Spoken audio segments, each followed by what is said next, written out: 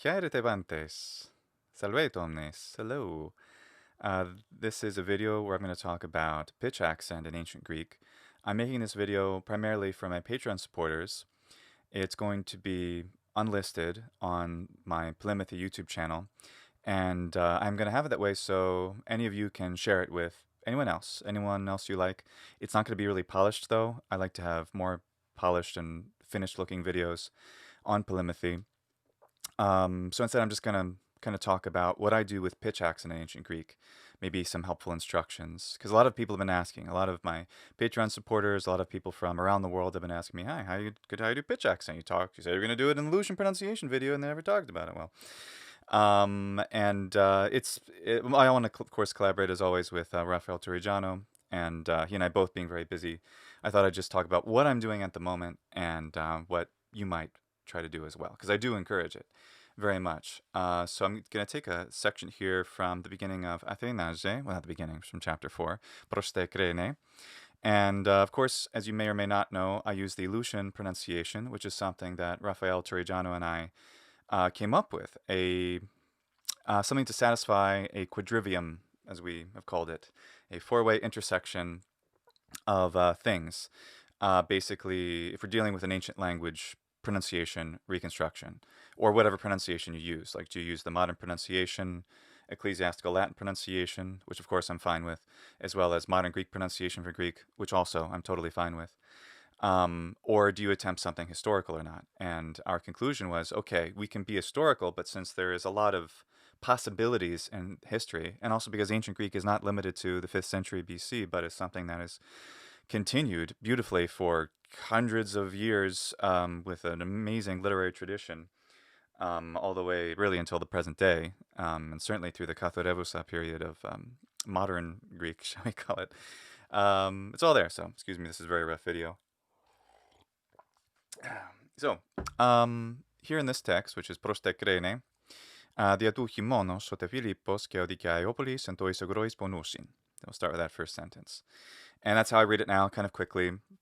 I'm not putting a lot of care into my pronunciation, just doing that because I think I've been able to get used to this pronunciation, this Lucian pronunciation, to such a point where I can read simple sentences like that without a whole lot of effort, which is good. And that's what I wanted to get to because I wasn't comfortable with the other pronunciations. I like a reconstructed Attic, or kind of thought I did, but I found I wasn't intelligible to other people when I was doing it with the consistent attention to, say, the aspirates. If you want to do that, please do it. It's outstanding. And of course, Ioannis Stratakis does it fantastically on his channel, Podium Arts.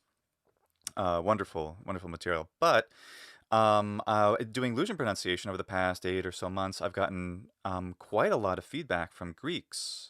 And overall, it's been very positive. Another comment today just saying, like, I really like this pronunciation. I think I'm going to use this pronunciation. A Greek said that on the Lucian pronunciation video today. Actually, no, it was one of the ancient Greek in action videos.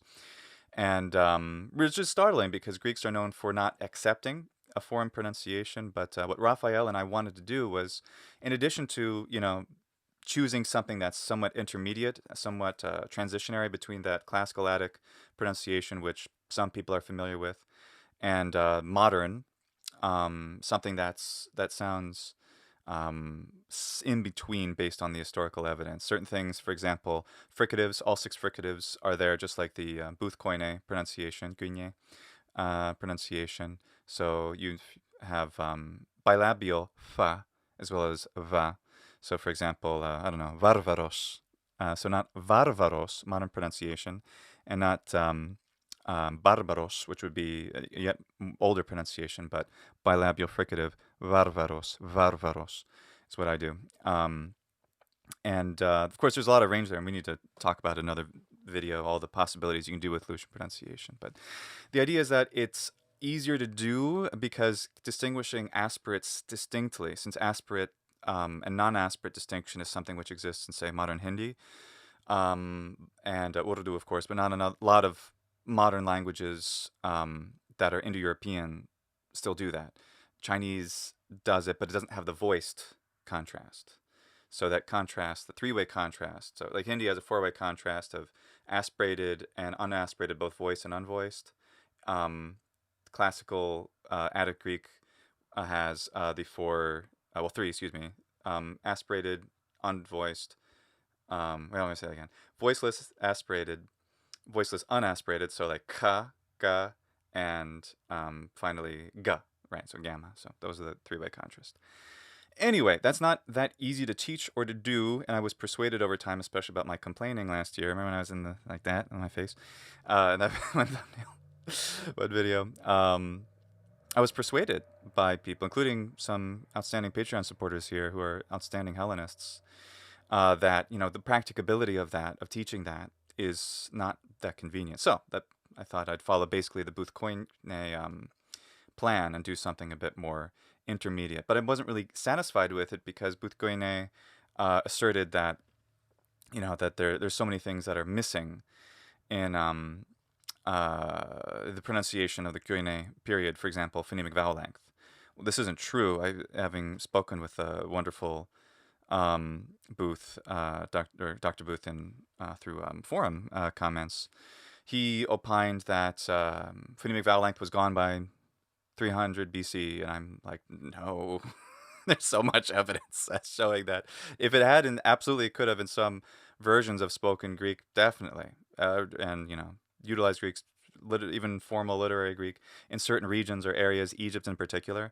But given that the ancient Romans, all the way through the 2nd century AD, are talking about very clearly about pronunciations like how they are. For example, they talk about the epsilon iota is E. They're not trying to say it's some kind of A or AE or a diphthong or something. They say it's pronounced E, a long E sound. So not trying to confuse that issue, while they mention that eta is long, whereas epsilon is short, that kind of thing. So they're talking about those durations, and the poetry of the words that incorporates them has all of that. So anyway, I'll stop rambling about why I think Lucian pronunciation is a great way to go. Let's talk about pitch accent. I'll try to. So that was about 7 minutes. I'll put a little note around 7 minutes in the description. That's when I'm going to talk about pitch accent. Okay, more specifically. So I'm going to be using the Lucian pronunciation here as we go. Okay, so in this phrase, diatouchimonos. So diatouchimonos. Well, let's talk about actually, I'm going to talk about Philippos first, because that's a great example. So in Philippos, what do we have there? We have 3 syllables, right? And the second syllable is a long syllable, lambda iota pi. So lip, and then followed by pos, lippos. Now, of course, in Latin, it's Philippus or Philippus. The stress in Latin will, of course, follow the penultimate stress rule. So the second to last syllable, the penultimate syllable, if it's a long syllable, if it ends in a consonant, here it does, lip. And why? Because another consonant follows. A geminated consonant is a great example of this. Then that syllable must be long, and the stress accent in Latin falls there. Well, Greek, especially the more ancient form of Greek, is definitely a pitch accent. So in, say, a classical Attic pronunciation, Philippos, Philippos, Philippos, Philippos, Philippos. Now, what I'm also doing, which I've gotten used to doing, is adding stress accent along with the pitch accent. The pitch accent of Greek eventually just becomes stress accent. But we see pitch accent absolutely attested in songs, for example, all the way through the 2nd century AD. So while I'm sure there are versions of Greek that are probably not using the same kind of pitch accent anymore in the Koine period, especially the later Koine period, there's enough attestation of it to merit its incorporation. And more than that, if we pedagogically, it's useful because we write these darn accents everywhere. We might as well take advantage of their meaning, especially since it's clear that they were part of the pronunciation of the language in at least erudite contexts, and probably a great deal more than that, until a very late period during the Roman Empire, when the finally stress accent took over. So that's why I think it's worthwhile to do. And of course, the same pitch accent things I'm going to do are applicable to earlier forms of Greek. So Philippos is how I say Philippos. Philippos. Now, this always seems to throw off, especially Italians, but not exclusively. And the reason is that when they hear something like that, what they're hearing is along that long syllable. Actually, let me find a better example of this in here. I don't see anything. I want to find a stressed initial. Here's a good one. Epaire, epaire. So epaire seofton. Says the wife on one of the following pages. So epaire, epaire. So it's the pitch accent is on the on the epsilon, and then it's aire, epaire, epaire. So that's how it is. Now, Italians don't follow this automatically, and really very few people do unless they speak natively Finnish or Croatian or Czech or Japanese or something. So it's totally, I get it. But so I'm picking on them because I interact with Italians on a more frequent basis. So what they hear, because they'll have a lot of words like amare, to love, amare. And very frequently Italian words, in isolation in particular, but not exclusively, will have a higher musical pitch on the syllable which precedes what they call the tonic accent, and where the stress falls. And then the stress syllable is usually a little bit lower, so amare, cantare, and that's very normal in their prosody. That's kind of how their sentence prosody goes. It's not lexical, though. And what I mean by that, if it's lexical, it's part of the word. The pitch variation, like Japanese, for example, has lexical pitch accent. The words have a pitch accent which needs be respected. And if it's not there, then it doesn't make sense to the listener of that language if they're a native speaker, for example. So that's it's not. So you put in Italian, you can say cantare, you can say amare. It's still the same word, but it's normal to say it amare, cantare, especially in isolation or listing or something. So when I say epaire, it sounds like Luke, you're putting the stress on the wrong syllable. You're putting the accent on the wrong syllable. And I'm like, no, I'm putting the higher pitch, on the first syllable because that's exactly what's written. So epaire, that's a good example because it has a long vowel in it. And the Philippos or Philippos is also an example of that. Now, I do like the addition of stress accent because that's a little bit different from, say, amare. A stress accent is increased loudness or volume. It can have other features associated with it. For example, in Italian and English, stress accent is usually associated with the lengthening of a syllable. Many languages have this feature. Not so in Hungarian, Finnish, what else? Czech, Slovak, others. So this is not a universal thing. So when we hear Philippos, Philippos, Philippos. So what if I did actually do it kind of the Italian way and I put the stress accent on the lip? So that would be Philippos, Philippos, Philippos, and it's louder, that leap. The musical pitch is just a distraction, right? It's just from, if we're just talking about stress, it's a distraction. But indeed, if I try to keep the loudest syllable, which is the stress syllable, the also high-pitch accented syllable, Philippos, Philippos, Philippos. I'm not trying to change my melody there at all, at least the cadence. I'm trying to keep it the same, but the point is that the phi is the loudest. Philippos, Philippos, Philippos, but the lip is still long. This is by far the hardest part of the pitch accent thing, is actually the thing that I like to talk about the most, which is phonemic vowel length. And it's absolutely vital importance to the literature of the two ancient classical European languages, being Greek and Latin, that if phonemic vowel length isn't understood in an intuitive way, then it hurts our ability to appreciate poetry. That's my opinion based on my experience. Take it as you will. I have lots of public videos, of course, on how to recite Latin poetry. I'm sure I'll make Greek ones eventually, but it's just a matter of time. And I can do this unpolished sort of thing where I just talk to you about what I like to do. And maybe it's useful. We'll see. So starting at the beginning, so we have the. So the. And now, so what is a grave accent? That's a good question. So the grave accent, if the accented syllable is stressed, that helps a little bit to distinguish the two syllables. Otherwise, the grave accent basically could mean nothing. If especially in an older form of Greek, which almost certainly didn't have any stress accent at all, such as Classical Attic, which we understand not to have any stress accent. It doesn't seem to require it. Again, I add it to my pronunciation because it's transitionary. It's meant to represent the transition between medieval Greek / modern Greek and classical Greek, and therefore to be something that can cover all of ancient Greek and be used to appreciate Greek of any period, whether it's Homer or um, I was going to say Hypatia, but she didn't write anything. Well, she wrote things, but not preserved. Anyway, the late antiquity. So dia and then tu. So dia tu. Kimonos. Let me talk about kimonos first. That's easier. So kimonos.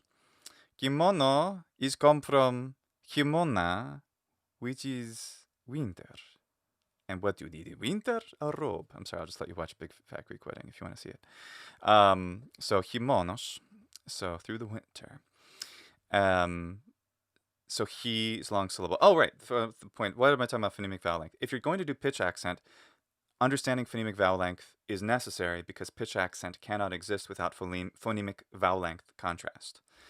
That it's utterly necessary. Now you can have languages with long and short vowel contrast: classical Latin, modern Finnish, Hungarian, Estonian, and Czech, Slovak, among others, that have that length distinctions, but they don't have a pitch accent distinction. So it's not necessary to retain have pitch accent necessarily if you want to even keep the vowel length contrast. But again, I opine of its value to the language because again, it's used through the music and the literature into the Western Roman Empire. So like, well, why not?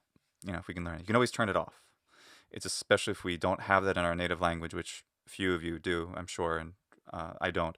We can always turn it off if we wish. But the vowel length contrast, that's critical in my estimation. So himonos. So we have a circumflex. Well, what is a circumflex? Let's understand what a pitch accent really is. So there are morae. Mora in Latin, this means a hesitation. In linguistic terms, a mora is a unit of time. And Moraic languages like ancient Greek and Latin, Finnish and Japanese and so forth are languages that their building blocks, their lexical building blocks are morae, which is not the case in, say, English, German, Italian, and so forth. So the point is that if we have a syllable here, like in the himonos, so the mo, that syllable, mo, it's like M-O-O, mo. I'm sorry, take a drink. So mo. So what that is basically 2 units of time. In fact, we can get rid of the mu and just talk about the omega. O.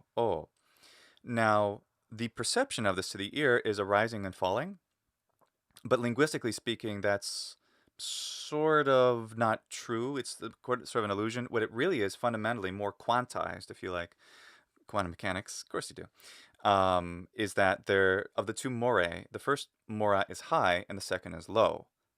And thus it gives, when you have normal speech, it gives somewhat of it's a phonemic illusion, even though it's a phonetic reality, if you will, that if there is any rising, it's something of a mirage that we perceive it. We perceive some rising because it is high on the first mora, but then it falls. So the idea is, if you have a circumflex, what do you do with it? High to low. O. That's a circumflex. It's high to low. O. It's not rising, and the reason it's not rising is because the unit of time, it's quantized. The simplest unit of time is 1 mora. So if you can only have 2 morae, and one is high and one is low, that's all you get, fundamentally. Now, in normal speech, when we get to himonos, if I'm kind of climbing in the prosody of my sentence, then it gives this feeling of a curve, even though it's definitely, generally speaking, going to be a more distinct fall after the high first mora in that mo. So, but really, it's not necessary at all. If we just start at a high pitch, like this is how we can fundamentally start with the words. So like himonos. So himonos. Oh, only too many O's in the end there. So himonos. See why I want to do this pingui minerva, just roughly, not a roughshod, not formally. So himonos. Kimonos. And I'm also actually even incorporating their stress accent because I'm lowering the volume of my voice once the accent is has been completed, which is again not necessary per se. I just like to add the stress accent because it seems to increase my intelligibility to other people. Otherwise, I would not, because I speak, a pitch accent language which has no lexical stress accent, namely Japanese.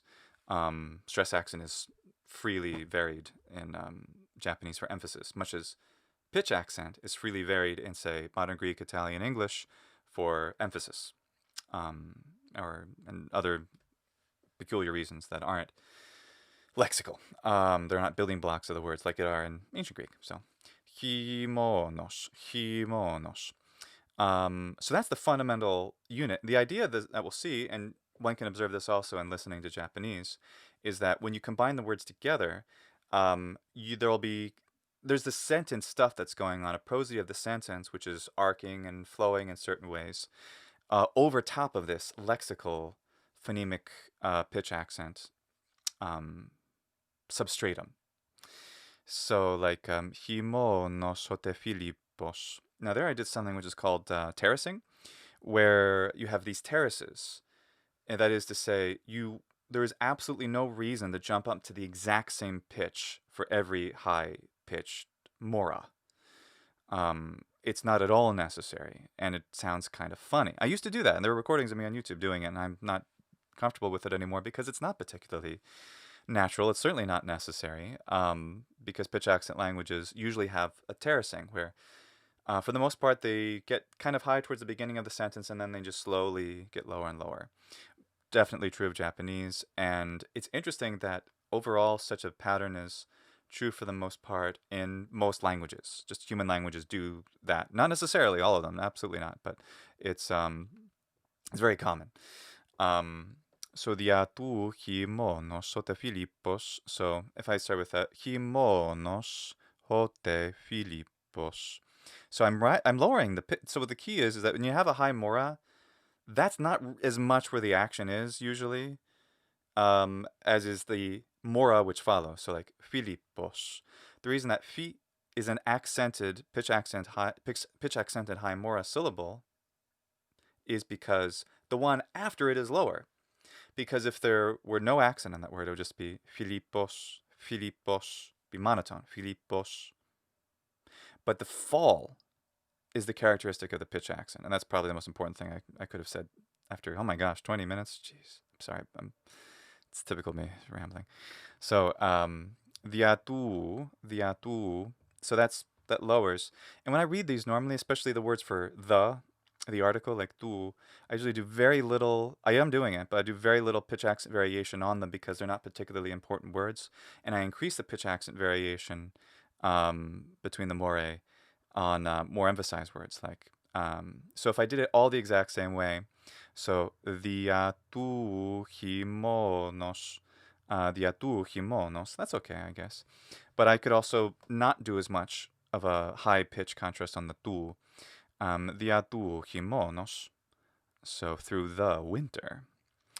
Or maybe it's not necessary. Maybe I could just keep them all the same moderate amount. Diatu himonos. That's okay. Diatu himonos. And there's something else I'm doing a little bit intuitively now. You'll hear in the speech of most Mediterranean languages, notably modern Greek, as well as Italian, a rise in the pitch before a pause, before a comma. Not at the end of a sentence, usually. So, what is a good example here? Any commas? Let's check the next page. Telos leodikeopolis manakamni ke uketheli ponin. Eonjune tonandra kali ke. Now, this is interesting because you see a rising pitch on the ke, which is usually right before a comma or a pause, is where Italians and Greeks alike have a reasonably noticeable final syllable pitch increase. And there's variations in how they do it, but it is, for the most part, a normal phenomenon. We sometimes do it in English, but not a whole lot, which is why it's noticeable, especially when you learn, say, Italian, and when you start doing that, you sound more Italian. let's see if I can think of, yeah, so, where is that kie? Heterauton, let me find, looking for another example that has this now of doing the retracted s, shaken, not stirred. Okay, well, in any case, well, we'll get to that later. So, diatu himonos ote Philippos ke odikiaiopolis en tuis agrois bonusin. Usually the final word has a noticeable lowering of the pitch, whereas there's a higher pitch in other places. So, diatu himonos ote Philippos ke odikiaiopolis en tuis agrois bonusin. Actually, there's questions in the beginning of chapter 6. So let me just go there. Chapter 6. Actually, this will do. We'll stay in chapter 4. So prostekrene merosto deopteron, part 2. Italian version, that's on page 66. I'll probably get the text up anyway in the video. But he the murine. Ti lejete. So let me just make the question mark after the lejete. So if this were not a question, the intonation would be ti lejete. And I do put a higher pitch on the question words. The question words in the standard orthography have an acute accent on them, or circumflex, depending on what it is. But for a word like ti or tis, it keeps the high pitch even if a word follows. As we know, it goes grave. Normally with a word following it, but it doesn't here. And I like to incorporate that into the pronunciation. Maybe it's not necessary, but I prefer to do so. So instead of saying ti lejete, I like saying ti, ti, and then the question. So if it's, let me make it a statement, intonation. Ti lejete, ti lejete, ti lejete. Now in some languages that actually does sound like a question. Modern Greek does something where you have that, you take this sentence and its little lexical pitch accents, but then it gets warped or deformed in a way because it's now a question with a question word, where the question word starts on a high pitch and the final syllables also arc towards a high pitch. So ti lejete is pretty close to how modern Greek sounds with rather similar words too. So ti lejete. And like poselene, what's your name? Poselene. It's lene in the normal indicative, but when it's interrogative like that, it's poselene, poselene, like that in modern Greek, which is interesting. Now that doesn't mean you can't do that in ancient Greek at all, because ancient Greek has a pitch accent, because Japanese does something really similar. The key then is to continue to have the pitch accents occurring, but then you just have another thing going on. So with the ti lejete, so I'm making the ti the higher one, and then the le, I'm making it high, but it's not as high. So ti leje. So it's just ti lejete, and then I just go back up on the last one. That's not in the orthography, but it's like modern Greek, and I don't see a reason where it's linguistically rational. That is to say, there are languages which do this exact thing that are pitch accent languages. Why not to do that? So that's how I do interrogatives. If it's a yes or no interrogative, I do something else that modern Greek does, which is like say ara. So do you want it? Ara tutto ethelis. And so on the pitch accent syllable, so I don't say it with that same ara tutto ethelis, but I do what modern Greek does, and I try to imitate it, is where I put a significant emphasis on that final word, ara tutto ethelis, which is interesting because people going to Greece, when they hear that yes or no question for the first time, they think it's a statement, but that's how they do their yes or no in question. And I do that with the ara and other yes or no questions as the intonation there. It's not the same in Italian. I try to use something close to Italian for Latin. And I have plenty of intonation interference from Latin for obvious reasons. And we all will. We're reconstructing the pronunciation system of an ancient language, so there's no need to imitate modern Greek to such an extent per se. However, there is no such thing as neutral. There's no like, oh, you sound too, like, I've often been accused of sounding too Italian in my Latin. Italians never say that, which is so funny. They never say that. You sound too Italian. They never say that. To the extent that I sound sufficiently Italian, they are pleased. But anyway, so when where was it? So this is why I'm not making this public. You guys are so great for watching. Feel free to skip around. Right. So the there's no such thing as neutral. Like if we are speaking Latin, we can't just have a neutral like intonation pattern because it doesn't exist. What we think is neutral, say my perspective being a native English speaking American, my intonation patterns that are natural and normal to me are common to most other Americans and for the most part other English speakers, but not in other languages and definitely not in Romance languages. There are things that are in common, but many things that are different. So there's no neutral. There's no like, oh, I'm gonna just sound more like neutral. It doesn't exist. It's completely absent. You'd have to choose something. And for that reason, I actively choose as much as possible to imitate modern languages like Spanish and Italian and Latin, and modern Greek for ancient Greek, because not to do so. Like if I use an English style question intonation pattern like ara thelis, do you want it? Ara tutu thelis. In English to say, do you want it? With a rising intonation, at least with American intonation. Do you want it? Well, that would be ara thelis. But that doesn't sound the way that modern Greeks do it. There's nothing neutral about that. I'm just importing my own native accent because I'm not. If it were modern Greek, it would be, oh, we just don't know any better. And if it's ancient Greek, then it means I'm not making a choice. I am just allowing the choice to be made for me. Now, that's going to happen. We're always going to have an accent in whatever foreign language, unless we achieve true native level proficiency in a modern language. But obviously, with ancient languages, we're all just playing around. But there's great value in doing so. Otherwise, you probably wouldn't be watching this, and I wouldn't be doing all the stuff I like to do. So, back to the Diatuchimonos sote Philippos Keodikiopolis and Toi Sagrois Bonusin. So there, I'm allowing the pitches to fall in the Toi Sagrois,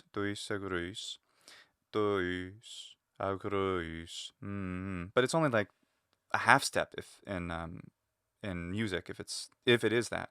It's perceptible. Toi Sagrois Bonusin.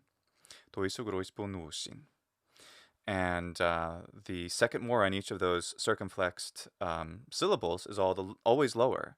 Toi sagrois ponusin. But it's not going toi sagrois ponusin, which is with a stress accent. Or am I doing toi sagrois ponusin without any pitch accent? I think that's kind of a pitch accent still, but I mean stress accent without any stress accent. It's terracing. So toi sagrois ponusin. Toi sagrois ponusin. Which is also conveniently a lot like modern Greek, a lot like many other normal, if you will, languages. And therefore, I think it's definitely recommendable. So this whole first sentence, I'll do it slower. Diatu himonos hote Philippos kie ho dikiopolis entois agrois ponusin. Homengar, with the gar, when a nasal precedes it, like men, what I normally do is I allow assimilation, so mengar, and then with that assimilation with the nasal, the ga becomes a regular ga, a plosive or an occlusive, a stop. So menga, not a fricative. Homengar Philippos ta provata therapeuvi. Now, that's something that's difficult for people, mostly because the final E is long. The epsilon iota is not a diphthong. This is very important. So you're welcome to use Erasmian pronunciation. Knock yourself out. However, epsilon iota with the orthographic system we have, which works for Koine, it's an early Koine, late Attic orthographic system. It has absolutely no room for a as a diphthong for epsilon iota. That's not what it represents. It represents in older pronunciation e. Modern Flemish Dutch has this contrast between e and for example, long e and long e. So did classical Attic. In my pronunciation, which is Koine, fundamentally pronunciation, I raise epsilon iota to e, which is how it is for all the Romans, all the Latin speakers, so that works for me. And then leave eta as either a true mid long e, or I raise a little bit to e sometimes, but it doesn't really matter. It's the length that matters there. Anyway, the point is that e, epsilon iota e, is long. Now that means that we cannot have a circumflex before a long vowel. As we know, that's prohibited in Greek pitch accent rules. So it's not peovi. It's not peovi. It's peovi. And that's a little bit different. And now I put stress accent in there to make it more audible and make the emphasis of the syllable more audible, because that's what stress accent is for.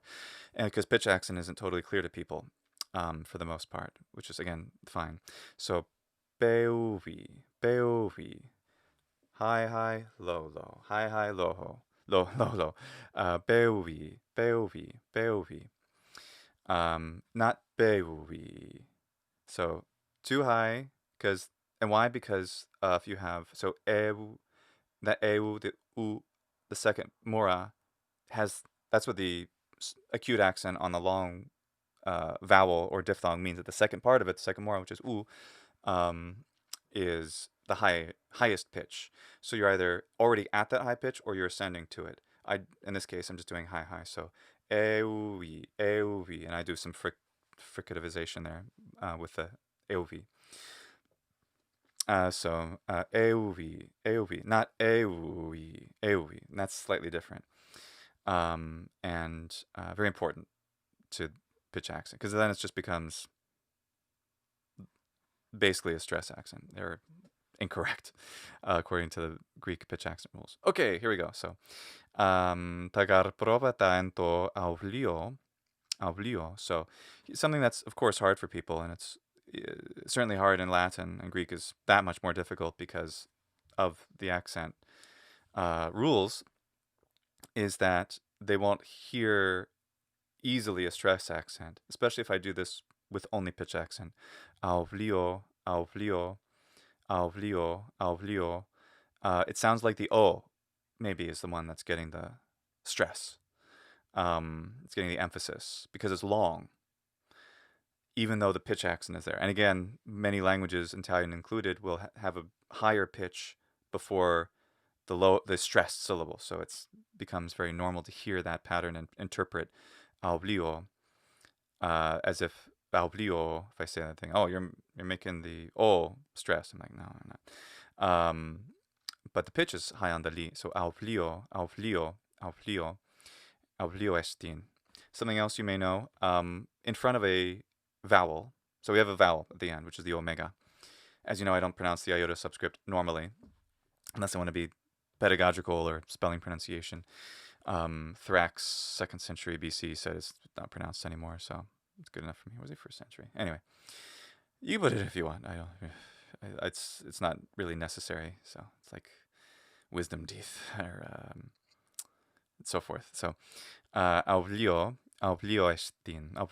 Now, something else that's going on there, which I was starting to talk about, is that the following word starts with a vowel. Estin starts with epsilon, and the omega, therefore, gets shortened in normal speech. Now, and that's how we read poetry, of course, and prose as well takes account of these factors. There's different kinds of synaliphi, synaloiphe, in Greek, where you could have full elision, which is what Latin would do, which would be aublioestin, aublioestin, where the omega would be like a W, aublioestin, or something. Greek, interestingly, is much more complicated. I'm so surprised. Long vowels tend to become shortened. So, to aublioestin tends to become to aublioestin. So the auv is the only long vowel in that sequence, because everything gets shortened. Twelve liwestin, 12 liwestin, um, 12 liwestin, 12 liwestin. And that's how poetry normally is scanned in Greek. So that's why it's valuable, because if we get used to scanning poetry while we're reading prose, since most of what we do normally in Greek, for the most part, is going to be prose, especially as teachers,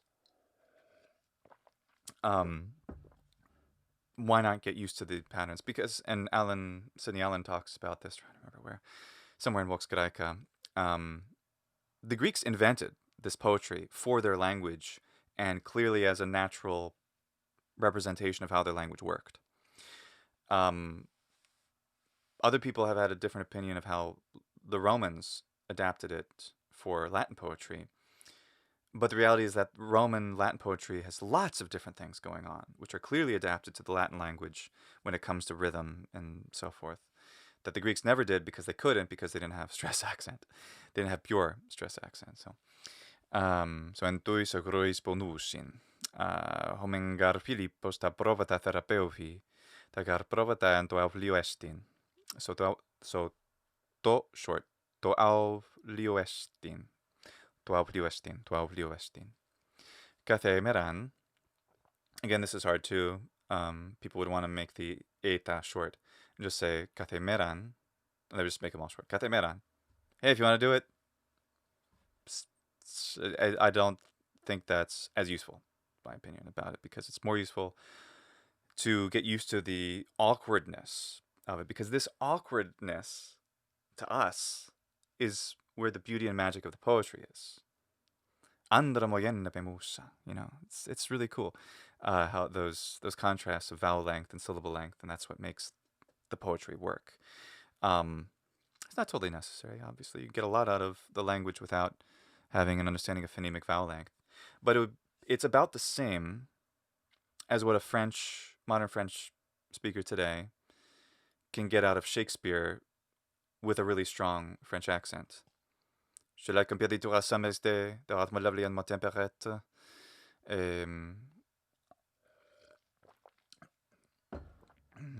Refrains du, oh gosh, now I can't remember it. Refrains to shake the darling buds of May, I remember. Refrains to shake the darling buds of May, and the problem there, which I'm trying to bring up, is French uniquely. I think it's totally unique among the major Romance languages. Yeah, that I can think of, and that it doesn't have lexical stress accent. It has the stress accent at the end of every phrase, essentially, where it gets a little louder, sometimes a little higher in pitch, which gives the illusion that words are stressed on the final syllable in French, but that's not true. So thus, if you can't lexically stress words, then you can't understand, you can't feel, therefore, the rhythm of shall I compare thee to a summer's day? Thou art more lovely and more temperate. Thou art more, actually, I deliberately switched that just to be fun, but I shouldn't have.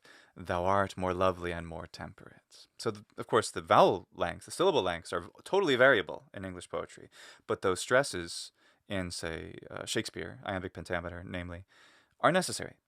That's how the language works, and any native English speaker will do that. Most people who end up dealing with English Shakespearean poetry, whether they're Germans or Spaniards or Spanish speakers or Italians or someone, will be fine because they have the same basic stress accent, lexical stress accent, whereas the French don't have that, so they can't do it. So basically that's the same thing. Can you get stuff out of it? Yeah, you don't get the musical foundation of what it is, but you can get the meaning. That's all I will say about that. You know how I feel about this. So, diatou himonos sote Philippos ke odikeiopolis entois agrois ponusin. Homengar Philippos ta provata therapeuvi. So not therapeuvi, but therapeuvi. Tagar provata ento avlio estin. Estin. So let's talk about stin. So tin.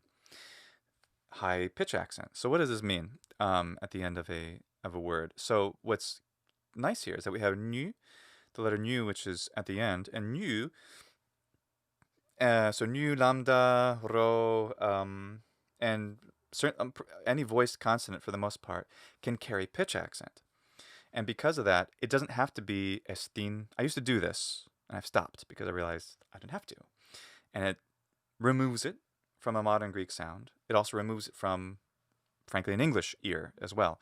So saying estin, esti, but estin. So it's like a little circumflex. Not truly, because it's not a vowel that's carrying it, and vowels really govern how pitch accents work orthographically and phonemically in Greek. But you can get, since you can get away with it linguistically and technically speaking, I do. So estin. But also, this is an enclitic at the end of a sentence. Usually I hear Italians do this, where they'll say, mihi quoque est, or something, where they're using the right word order, but they put all this emphasis on est or sunt. Not just Italians do it, but I hear it especially from Italians. And it's like, what are you doing? Why are you? Because it's an enclitic word, the estin, and a lot of the final words, if it ends in a verb, it's probably ought not to be emphasized. So that being the case, I'm not going to give it a huge pitch variation. In fact, I'll probably just say estin. I'm not going to jump up. Estin. So you hear the fall. And the perception of the fall is what gives the perception of height. If there was a fall, there must have been an ascent, which is not true in the actual prosody of what I'm doing. But that's what pitch terracing is. Kathemeran un. Now what I'm doing there is I'm kind of like, for me it makes sense to put a comma after that, like every day, indeed. So quotidiano, which is that little rise that we do in Latin, for example, quotidiano, which is basically before a pause. You're kind of pausing there. We might put a comma there sometimes. Quotidiano, o Filippos amelgi, so kathemeranun. And so what I'm doing there is I'm doing something that you hear again in other languages, including Japanese, where you can slightly extend this long vowel, which is a diphthong. And what I'm doing is I'm essentially adding another mora to the end of it, which works. It also works in the poetry because long and very long are just long in the poetry. So you're not losing anything. Short, making short long, that's verboten. You don't want to do that. Making long short, don't want to do that. But making long extra long doesn't hurt anything. Because there are three morae already in un. N. The n is on mora, but it doesn't matter. It could maybe not have the nu, and if it's the next word started with a consonant, which it doesn't in this case. But let's assume it's un Filippos. Let's just say it's the word u. No. So Filippos. Well, it's still a long syllable. It doesn't matter for the essential prosody of the speech. So I'm going to say this is okay because it is. And the nu is an extra more. So un.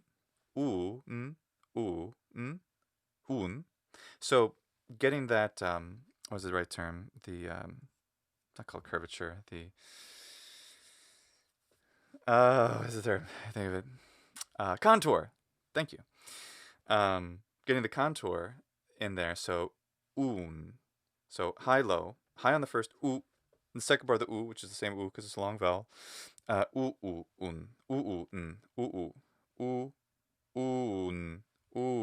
Three more. And what I'm saying is, before a pause, allow it to rise a bit. Un, because if I'm pausing there, maybe I'm not pausing. Kathemeran un o Filippos, I won't pause. But if I say, Kathemeran un ho Filippos amelgi auta, so that's what I'm doing. So un, it's not the perfect example because I should probably have a better comma example. I'll find one later. So kathemeran un ho Filippos amelgi auta kai horton parechi. Right. So what I'm doing with the auta, what I'm doing there is I'm actually adding a comma in my head. Now before a comma, grave accent will become acute. Right? It adds that space. So what I'm doing is actually something that's a normal, that intonation pattern we talked about, where there will be a rise before a pause in the middle of a an utterance, middle of a phrase. So, katheimeranun ho Philippos ameliafta kai horton parechi. If I just ran right through it, then I would do no rise at all. Katheimeranun ho Philippos ameliafta kai horton parechi. And that's how I usually operate it. But if you wanted to rise or wanted to add some stress to the, maybe if you keep it the same pitch, afta, afta, so the ta is louder, the ta is stressed. Great. Absolutely. I'm saying stress accent and Lucian pronunciation is valuable. It's pedagogically valuable. It's valuable to listeners because most listeners are people who use stress accent. And the other is that when there's a grave accent, the pitch doesn't need to rise anyway. It could, but it's absolutely not necessary. Now, if we keep rising, transitive, the accent to the same pitch, then we get this. Kathemeranun ho Filippo samelja ofta kai horton parechi. Actually, I changed it a little bit because it's hard to do the same every time, which I don't recommend. Allow the terracing. It sounds more natural. It sounds more okay. Now, this is so complicated. I don't expect this to be easy for anyone. I know it's not easy for me, but I find great value in the practice. So, kathemeranun ho Filippo samelja ofta kai horton parechi. Now, again, it's not parechi. Don't, please, don't lengthen short syllables.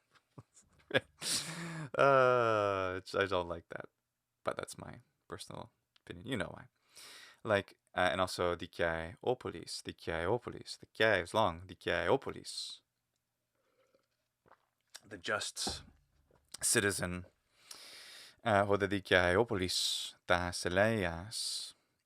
My I, by the way, with Lucian kind of thing, is with I do I liked originally Raph and I were just talking about, okay, let's make it as simple as possible. It starts with a, ends with e, like contemporary Latin, classical Latin period. So I.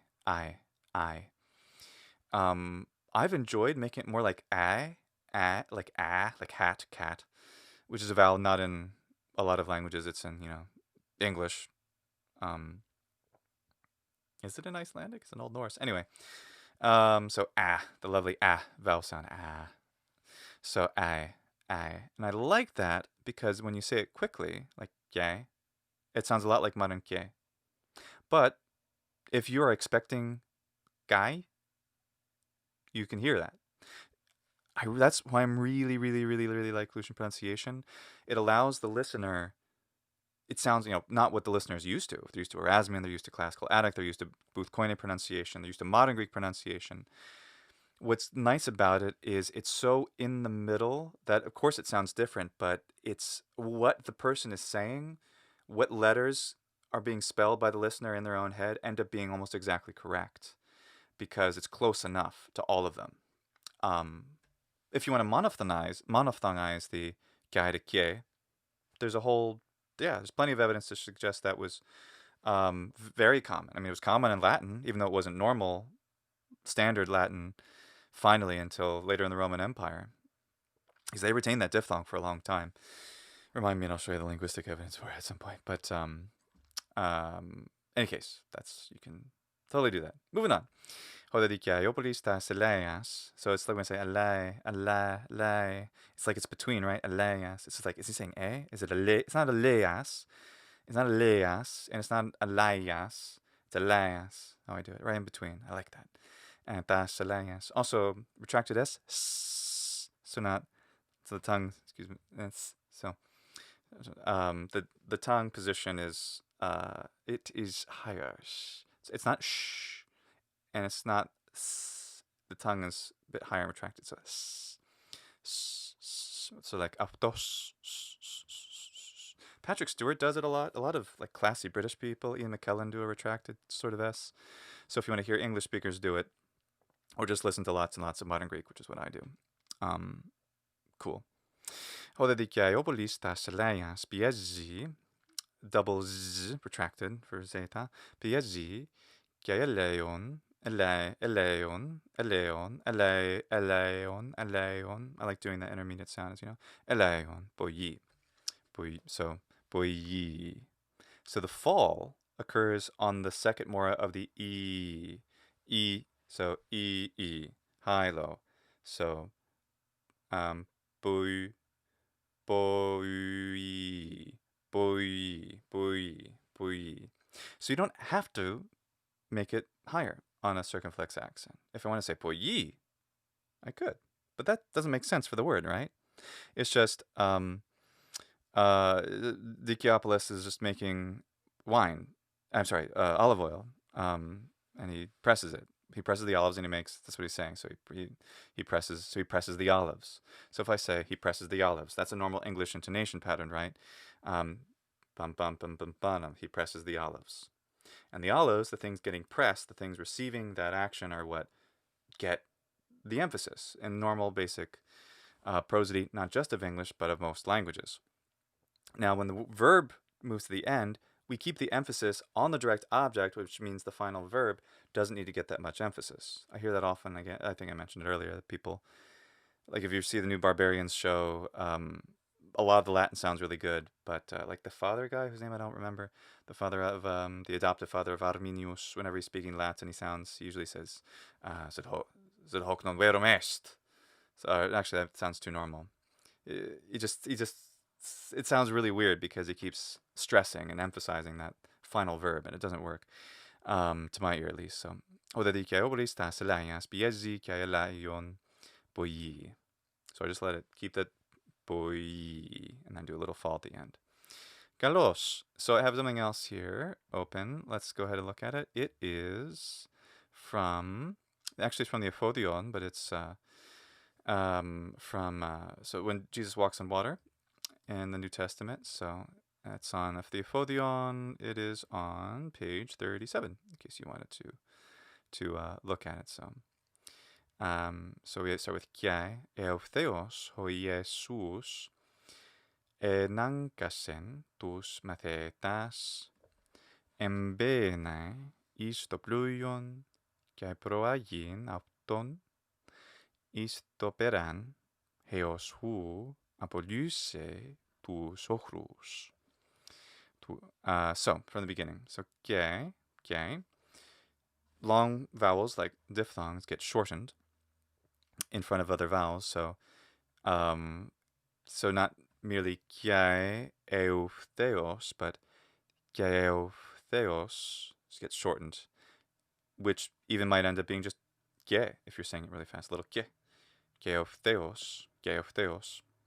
Eutheos, hoye. And remember, Greek, until the later forms of it, doesn't make an initial iota into a consonant. It just doesn't, they don't like it. In fact, some Roman grammarian talks about it. Is it Velius Longus? It's one of them. One of them talks about how Greeks can't do that. They can't say Julius. They say Iulius. They can't say Janus. They say Ianus, because they just can't do it, because they're just adorable. So same deal here. So hoi Jesus. Here's a question: should we elide the ho into the I of the iota? You generally see poets avoid this, probably because it would be normalish to elide it, and then you lose a lot of the sense if it's like prescribed. I generally vowel in front of vowel when it's the article, like if it's hey or the ho, I allow it to have one, half syllable, one syllable. So hoi Jesus. I don't try to say Jesus or something. You could. I'm sure that was a normal, very normal way to say it, a lot, but I prefer to keep it that way because the poetry tends to keep it that way as well. So hoi Jesus. If this were the end of the phrase, it would be hoi Jesus, and then you'd hear normal fall. But I'm saying hoi Jesus enankasen,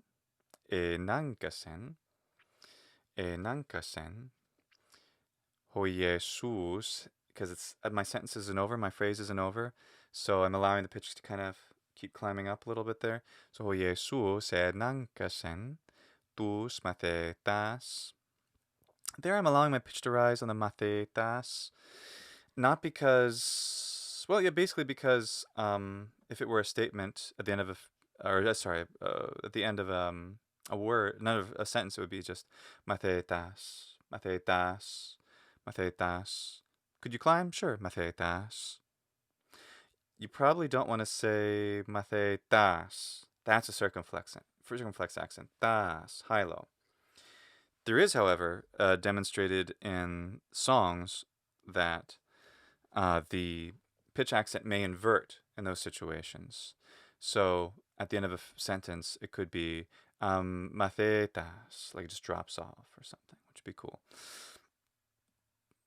But anyway, that's what I do with that. So que eufteos ho Jesus nankesen tus mathetas embena isto pluion que proagin autonis peran.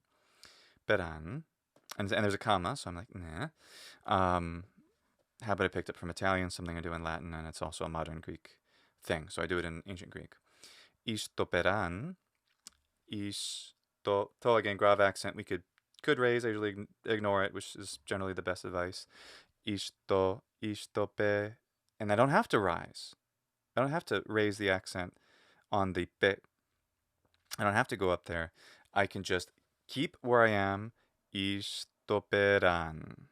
It's the first mora of the ran syllable that needs to be lower than the pe. That fall, that's the perception of the pitch accent. Pe, so pe, ra, n, pe, ra, a, n, pe, ra, a, n, peran, peran, istoperan. Could I jump? Istoperan. Yes, but then that word gets extra emphasis. That isn't necessary to execute the basic form of pitch accent. The basic form of pitch accent is high to low. Does not mean you have to jump up there. You just be wherever you are and then fall. Japanese is just like this. Other pitch accent languages do this. So, peran, peran. However, it's before a comma, and it's not the end of the sentence, which is the same thing. Therefore, I contour back up again a little bit. So, istoperan, heos hu apoluse tu sochlus. There, I'm done. And I let you know I'm done because I say tu sochlus. Bam badam. And that's the end. Ochlus. If there were a comma, and I wanted to say something else, heos hu apoluse tu sochlus, ke apolusas tu sochlus. But there, of course, doesn't make sense semantically. Moving on. So we have kiai and then apolusas, which, of course, the kiai get shortened. Kiai apolusas. Note that it's, and I'm doing that prosody thing before the pause. Apolusas. Be sure you don't say apolusas. You don't want to fall early. And the reason is that it's an acute accent. And indeed, a circumflex accent may not happen here because a long vowel follows. Circumflex happen on the final syllable, on the penultimate syllable, only if the final or the next vowel that follows is short. So that's the rule. It can't be with a long vowel that follows. So apolusas. It cannot be apolusas. Nope, not falling on the second part of the u. Not okay. So apolusas. Now I'm using the stress accent, the volume there, to help emphasize it, which again I think is very helpful. So apolusas. And so apolusas tu sochlus. And you hear my climbing back up. It's not loud, but the pitch is rising at the end. Apolusas tu sochlus, ochlus, because I'm putting a pause there. Aneveis toros. And I don't have to go up on the aneve. It's Japanese will definitely do that, but I could theoretically start it. Aneve. I just said ochlus, neve, and it's sort of where my pitch is coming in from. So a lot of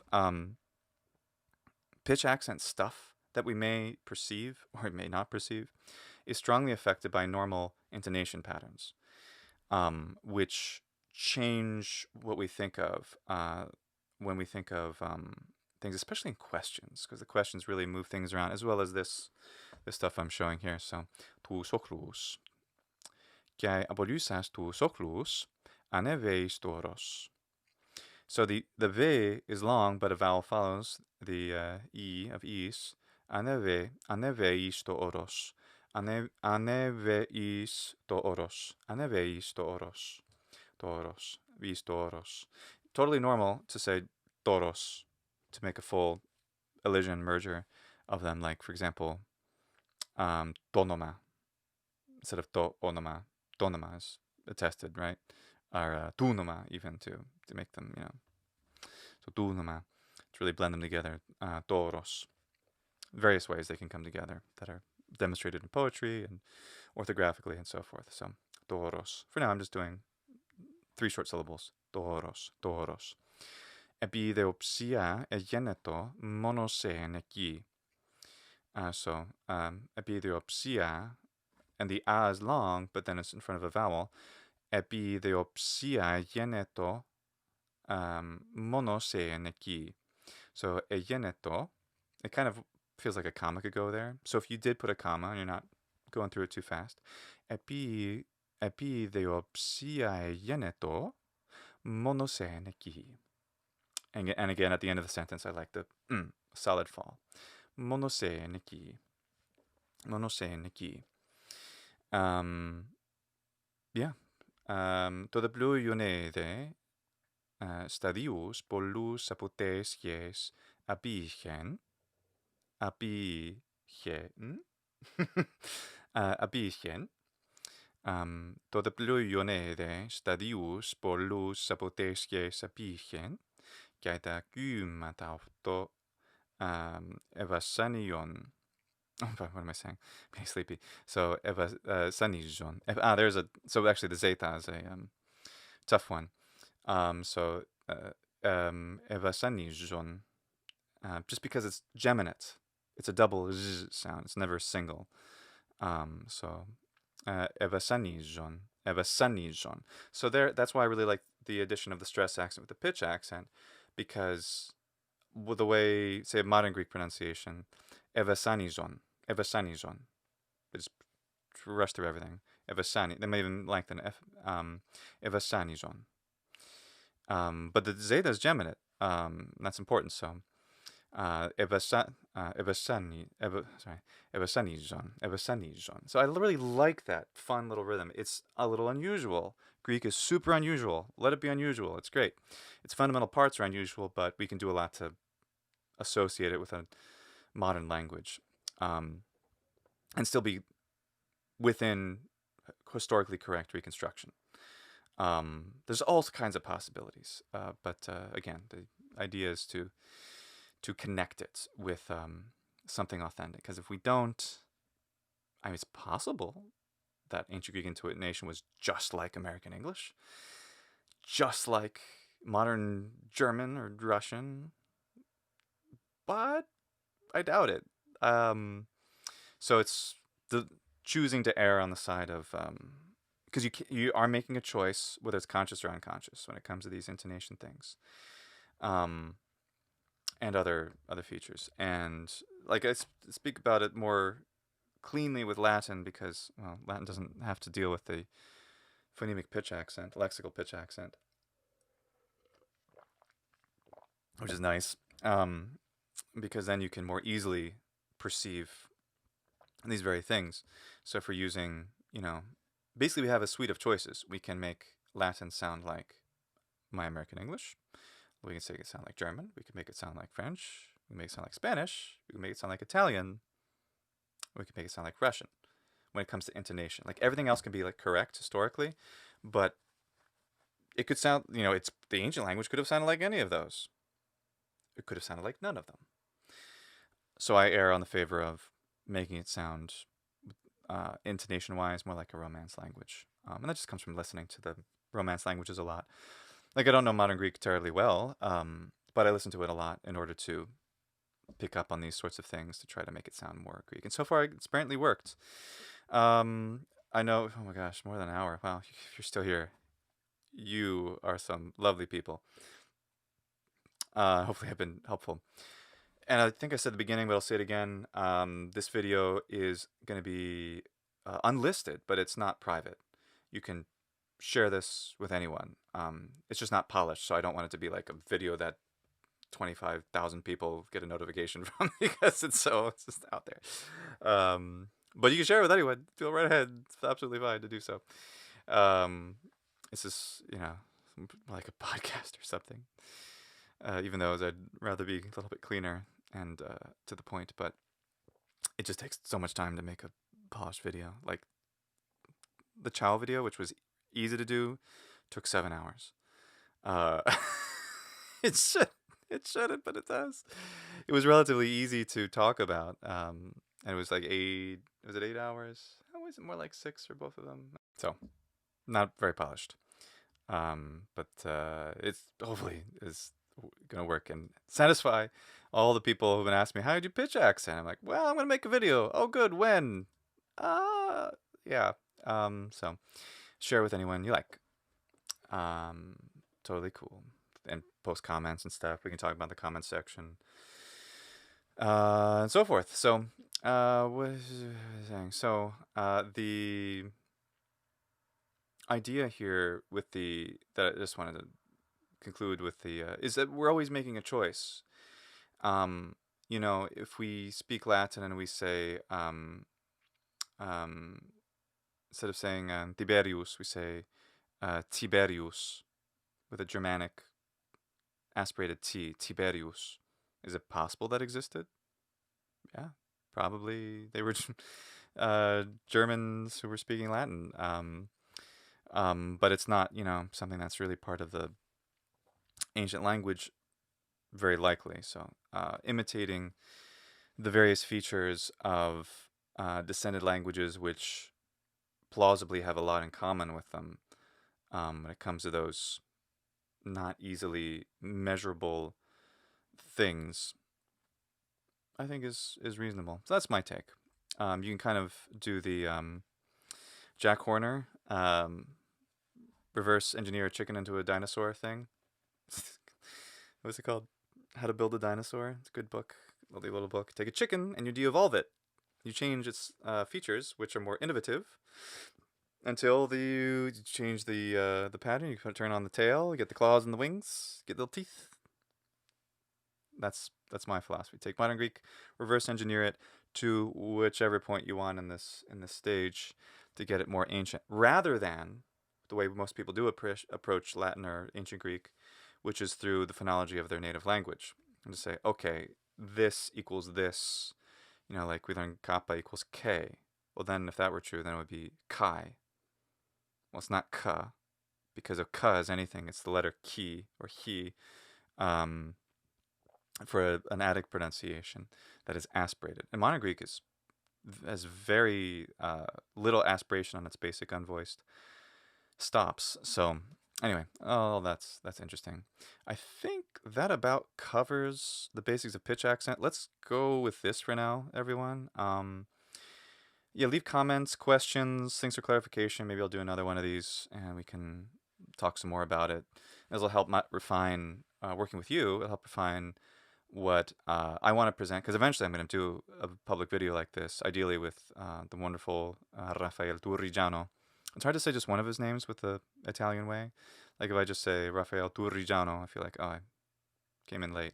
Or if I say Rafael Turrigiano, it's with Raf, because of his obvious expertise and the fact that he's the co-inventor of the Lucian Pronunciation, and is a very accomplished linguist at that. So, hopefully. But until then, let's all talk about it.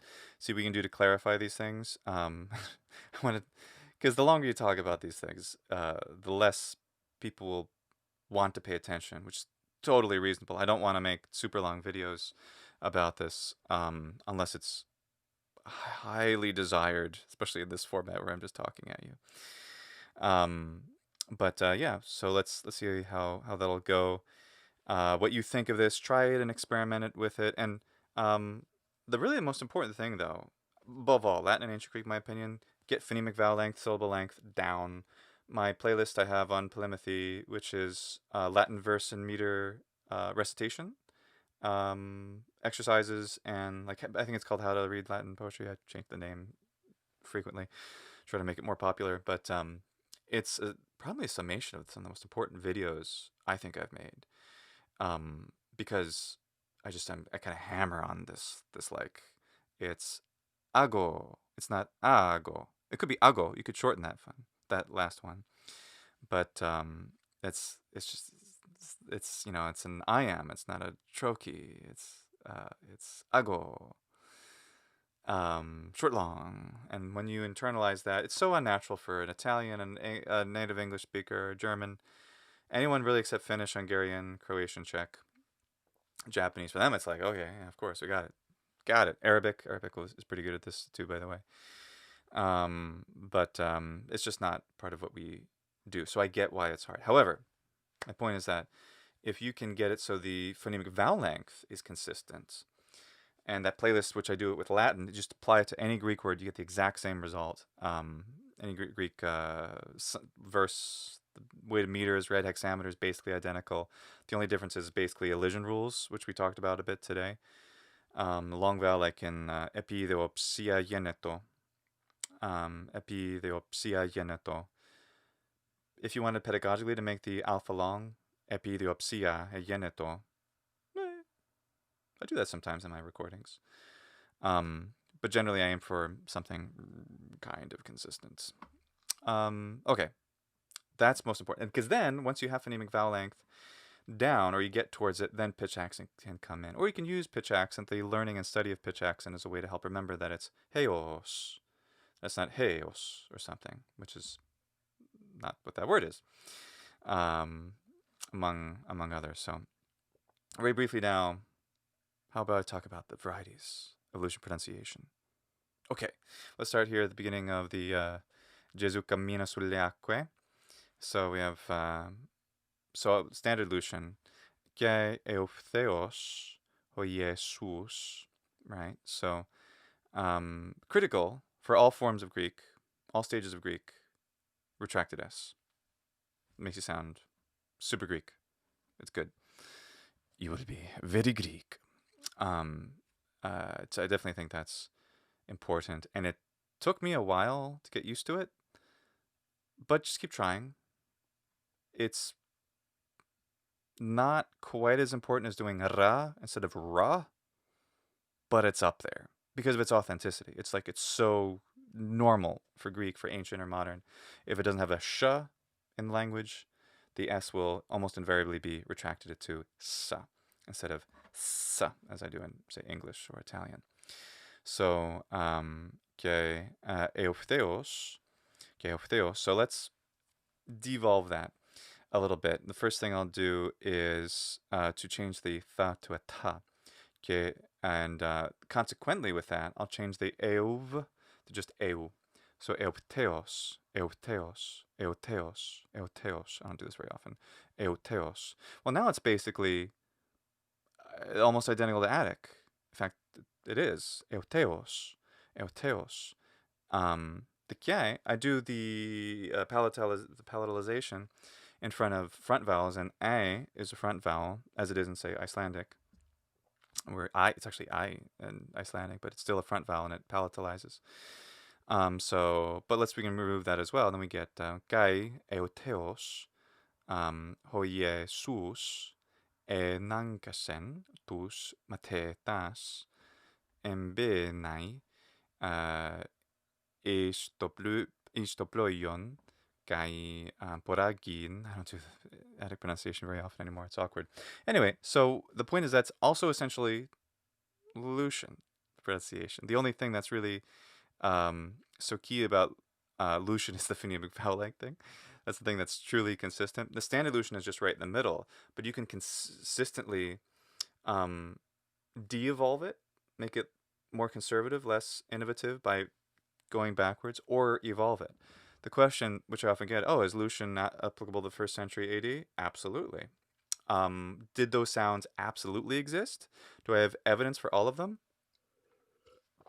No. Or not necessarily.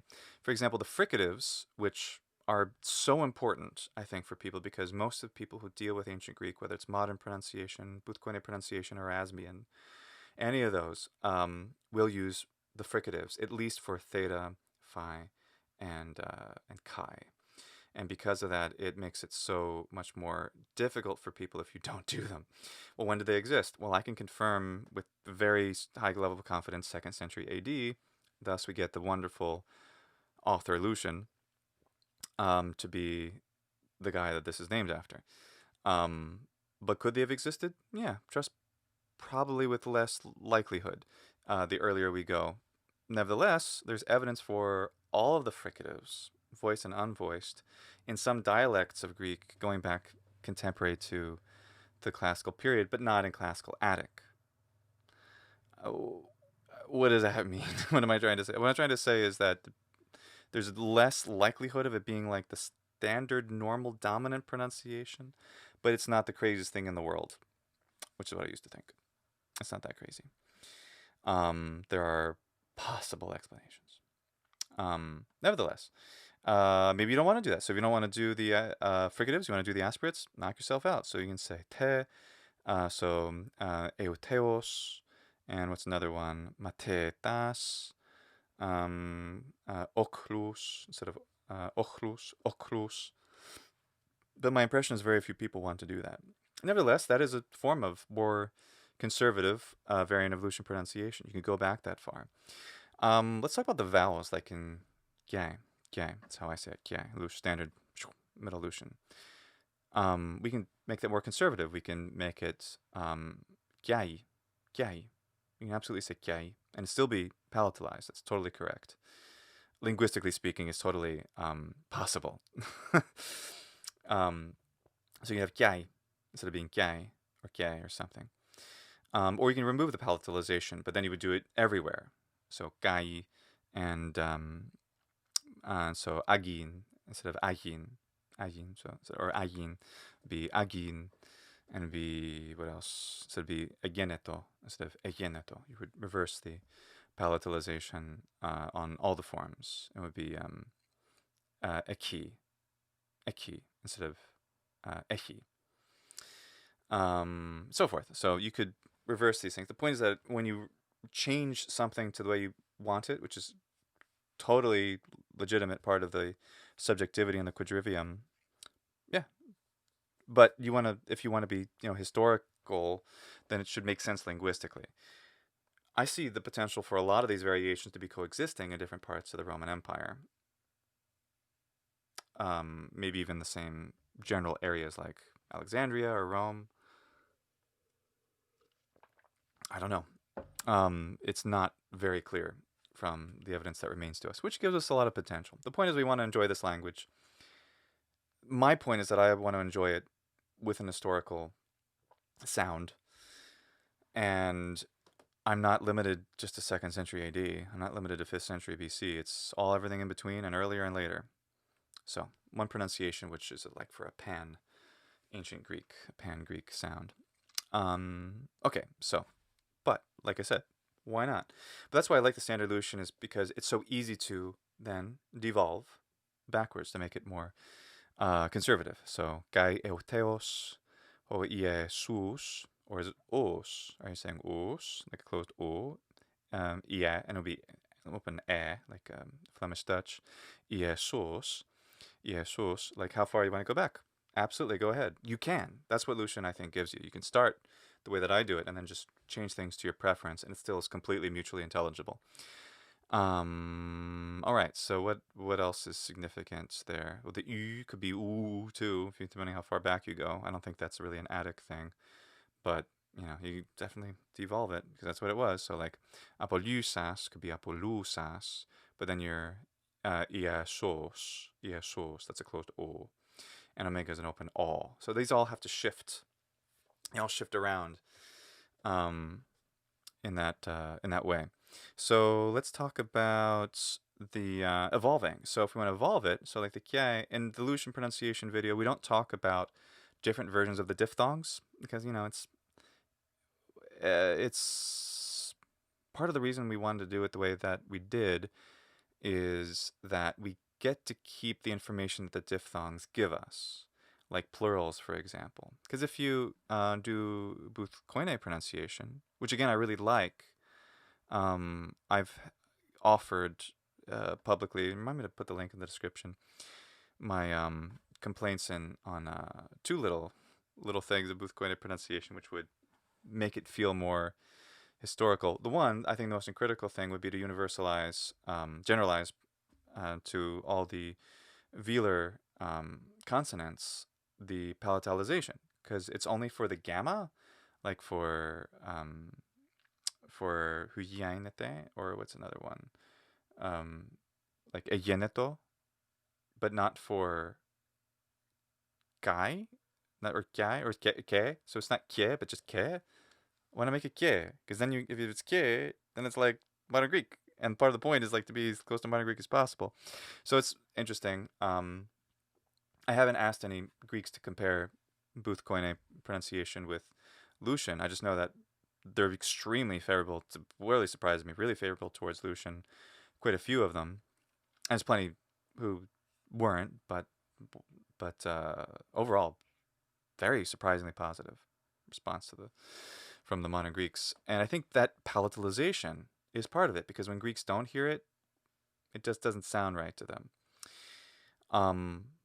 Is that a part of the ancient language? Yeah, there's a lot of evidence for its existence quite early, like even in maybe Attic, or at least dialects contemporary with Attic, possibly, but not necessarily universalized until a slightly later period. But again, that's what we're dealing with. So that palatalization I would like to be generalized, and the other is phonemic vowel length is just so strongly in evidence. There's also evidence that Buth presents where it's not there. So it's both are possible. Anyway, so what does Buth Koine do? Well, it uses essentially, it monophthongizes all the diphthongs. So instead of ge, as I do, let's say ge, I think it should be ge, because again, if they're palatalizing the gamma, then they need to palatalize all of the velars. So let's just say so ke. So if you want to say ke, you can. So that's an open e. Open ke, as it is in the modern language, ke. It's not kie, it's ke. It's an open vowel, e. Ke. More or less true mid, but it's somewhat open. And if you do that, then you probably want to turn the eu into ev. So ev theos. So now we give a more vowel sound. Kiev theos, more innovative, more like the modern language. Kiev theos. In fact, that's exactly how modern Greeks would read this. Kiev theos, or Iesus. So the eta is eta. There's some evidence for ioticism, very limited, very restricted, until rather late.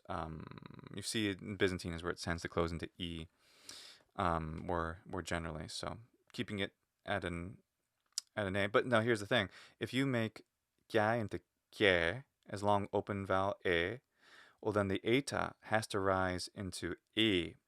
It definitely has to go up a little bit. It can't just be true mid. It should be e. So kye, so and Jesus. So kye Jesus. Kye Jesus. So we have kye and then e. Again, Flemish Dutch has phonemic vowel length, and it has not quite to the extent that say Greek does, but it has that. So you have that variation where you have the e instead. So you can totally do this. So Kiev theos, or Jesus, but then you need to raise that. That's something that Buth Koine talks about, and it's totally correct. It's very important. What else on this line? Something else that I do in Buth Koine is consistent with is to allow the nasal to make the voiced fricatives into stops again. So mbene. Modern Greeks would say mvene. They would fricativize it. This is not likely a consistent evolution, though. There are words in modern Greek like, say, Andres, or yeah, I'm pretty sure it's Andres, right? Yeah, plural, in modern Greek. But it's spelled with a T, NT, because the is with a new tau, or tav in modern Greek. So it's like Andres, andra, and so forth. And that's so it shows that it's not consistent for that to happen. But again, if you're dealing with it, if you want to work with it in a spelling, pronunciation, pedagogical way, it's not, to say MV, now, it's not crazy. I just don't think it's very likely. What else we do to modernize or to make it more innovative? Mathitas. See, it's basically that's it. So yeah, afton instead of afton. Um, afton. So there's all sorts of things you can do to push it forward or bring it back. You can change the diphthong, the oy. I like to keep the oy like oy like hui filoi. I like to keep that because again, you get so much phonetic information. Semantic information out of the oy. If you join it with u, it's not the worst thing in the world, and it's certainly historical. Byzantine Greek is that way, where it's definitely u. Buth Koine prescribes that, so it'd be a blyon instead of blyon. But what I like about blyon, because there's a little bit of a glide there, it's a little bit diphthongized, blyon, is that it sounds a lot like Buth Koine, blyon, the Byzantine sound, but it also sounds a lot like bloyon. It sounds right in the middle. Again, that's why I prefer. But again, no reason you can't devolve to an oi or push forward to an u or something like that. Those are completely reasonable. Now, when each one of these happen, another one, aspiration. So is it ho or is it just o? If I'm speaking quickly, even in English, my H sounds are pretty vanishing. So Geotheos or Jesus and Ankisen. So right, so it's just really not super there.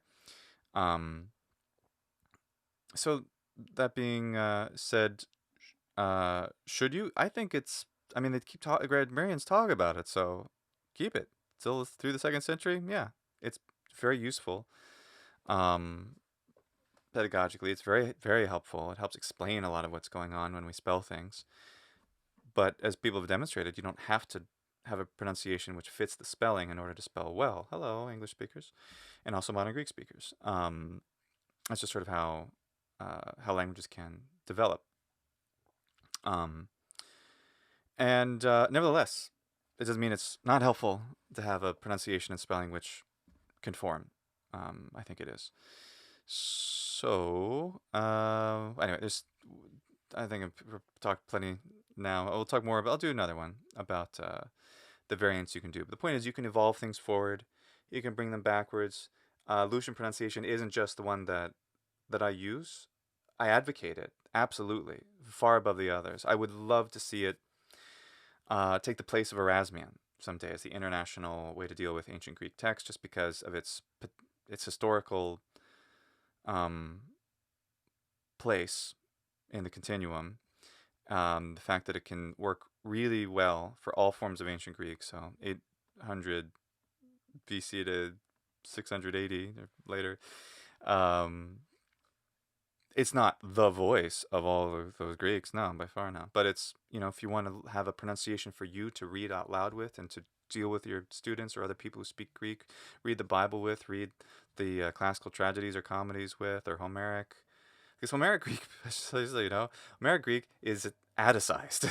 So it's for an Attic Koine audience, an Atticized Koine orthography. So you have to do all kinds of things to mess with it to try to figure out what this is. But it was added to by different dialects over time.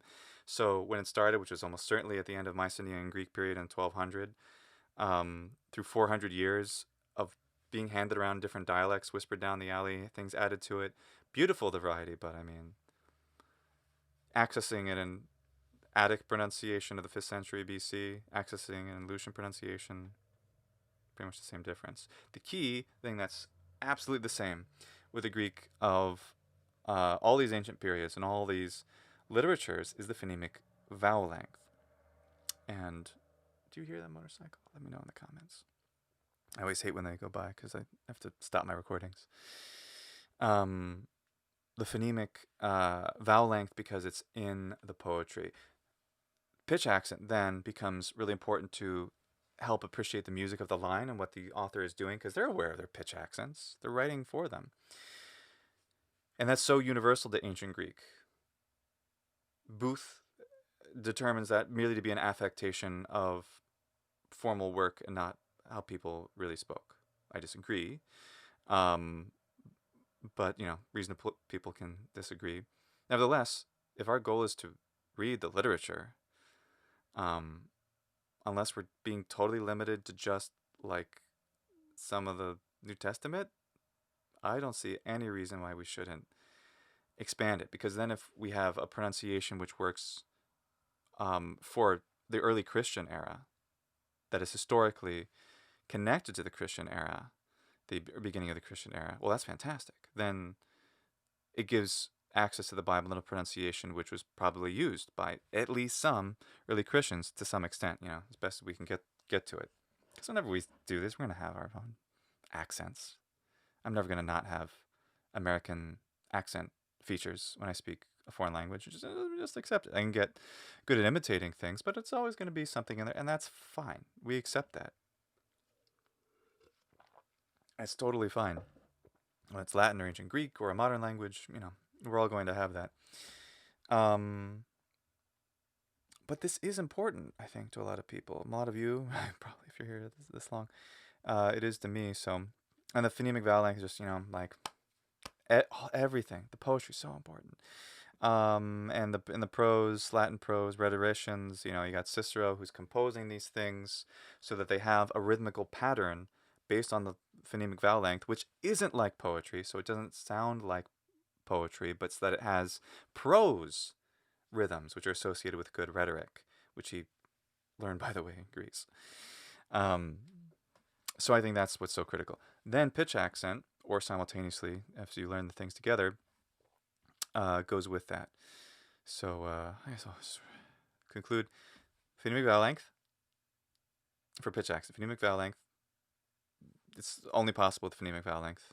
And then pitch accent, biggest key is an acute accent on a short syllable means that a short vowel, like say eutheos,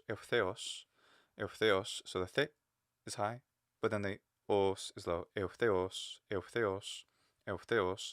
So there's 3 syllables, and awkwardly the th is short but high and stressed in my version of doing it. So eutheos. And the key is that the th has to be high. Could be just as high before. Yes, it does. But what about after? Well, the next more has to be a little bit lower. Eutheos. That works. Or you can make it more severe. Sometimes I jump up a little just to make sure people can hear, hey, that's the accented syllable. That's the stressed also syllable. Eutheos. I make it a little bit louder, which helps clarify it to people. So I didn't think it would be possible to find a middle ground pronunciation with pitch accent and stress accent, with fricatives versus aspirates, with the diphthongs, but it really seems to be effective, and I hope you like Lucian Pronunciation, and hopefully what I said about pitch accent, which again you can apply to just if you're starting with Lucian Pronunciation or utilizing it, you just de-evolve whatever features you want and you get classical Attic or something in between very easily. Then do so. So you can use those principles with anything in Greek. So that's what I had to say about that. Thank you for watching. Share this with whoever. Like I said, intention is to make the video unlisted for the various obvious reasons of this being such an unpolished video. Yeah, I hope you found this interesting. Please, comments, let's talk about this in detail, a way that's helpful to all of you out there, because I will make this a short-ish video in the future to help a lot of people, but this is just all I have time to do right now. Okay. Eroste.